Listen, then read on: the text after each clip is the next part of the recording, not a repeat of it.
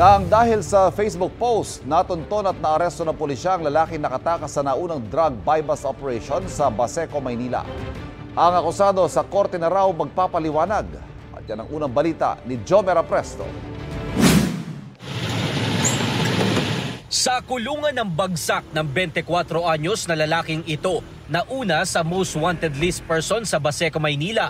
Ayon sa pulisya, natunto nila ang lalaki matapos siyang mag-post ng My Day sa Facebook. Nag-post siya, nandun siya sa trabaho niya. Alam namin... Bitbit ang arrest warrant, tuluyan na siyang nahuli ng mga pulis sa kanyang pinagtataguang bahay na hindi kalayuan sa Baseco.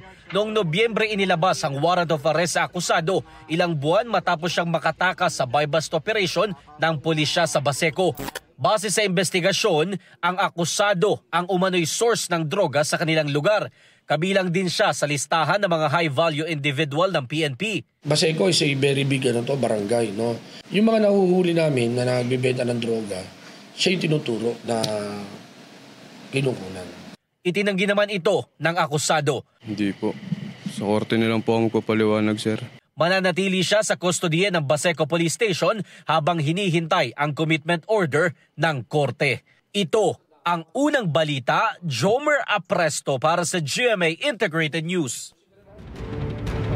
Kapuso, huwag magpapahuli sa latest news and updates. Mag-iuna ka sa balita at mag-subscribe sa YouTube channel ng GMA Integrated News.